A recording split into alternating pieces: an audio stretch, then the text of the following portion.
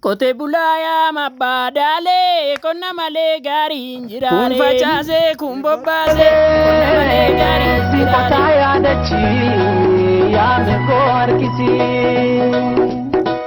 Nisonte si arbub jira na opsina chalisi.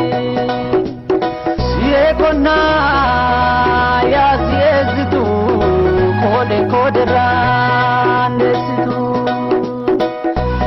Walin tola ya sanyi korma sai kabdu bitorma.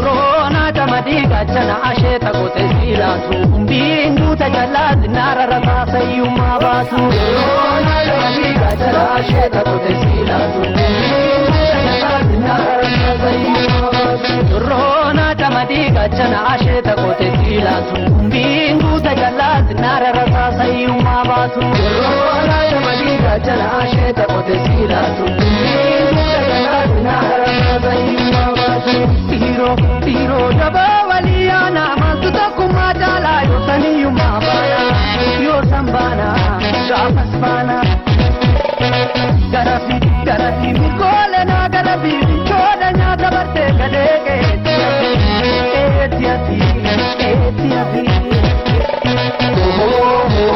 wanjo moradibi akagati nirgonyane yo fajamnu sanyi parisana kanu jedumbane Gorsa ogessa konna yo dakke fanne ademsa isa amma yumman kotana sora mun kenya ifabelesa namni ko dagai kaba baba hadi hattu isha kusigana akashe tabonalle chapatu ulle si kotatu dura sanyi filatama filatu ajati arami me challa heda chagal patu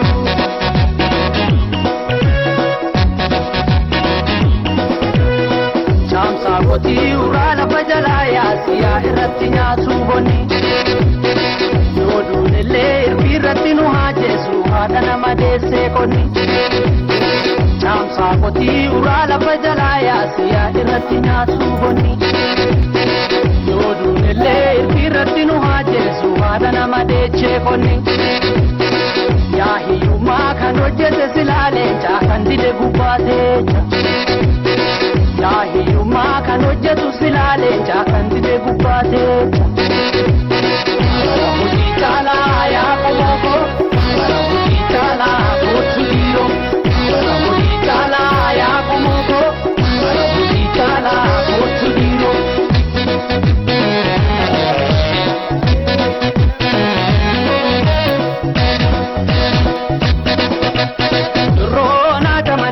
Chana ashe ta kote sila tu bindu ta jala dinara rata sayuma basu rona jamadiga chana ashe ta kote sila tu bindu ta jala dinara rata sayuma basu rona jamadiga chana ashe ta kote sila tu bindu ta jala dinara rata sayuma basu rona jamadiga chana ashe ta kote sila tu bindu ta jala dinara rata sayuma basu dula ni dula rakkina kana bana bota miso mate bota thana yo santana jabani miso ma jabani ma dagoni ki gabarani Abbo ya oromo jolle kushi hunde kanani iyi pati taka hiyuma hangisi gada shalani boranati walaga wallo jimma hararge shawa bale arti wal marina taumi somni kanke otiya kotiyo humni biya kote bulasini shan tunu marte oromiya hingo gilitini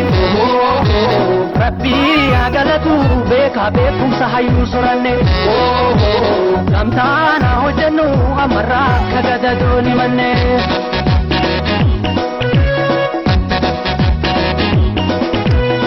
Jaamsaa qotii uraa lafa jalaa yaasiyaa irratti nyaatu bonni yoo duunellee irratti nu haajessu haadha nama deessee qonni. Jaamsaa qotii uraa lafa jalaa yaasiyaa irratti nyaatu bonni yoo duunellee irratti nu haajessu haadha nama deechee qonni. Dhaamsa tantoo lammii gadi qabaa laalaa waa mara hojii caala. Dhaamsa tantoo lammii gadi qabaa laalaa waa mara hojii caala. Hojii caala yaa qomooko hojii caala kootu dhiiroo. Hojii caala yaa lammiiko hojii caala yaa qomooko. Hojii caala yaa lammiiko hojii caala yaa qomooko. Hojii caala yaa qomooko hojii caala yaa qomooko. Hektarame gagotte yana mana kambiyyi beekullu gama gamana qotate haramateeti bajjirra callaa calleesse hojjeteetti dadhabeeti firii gaarii argamsiise qonnaan bulaa ya warqii.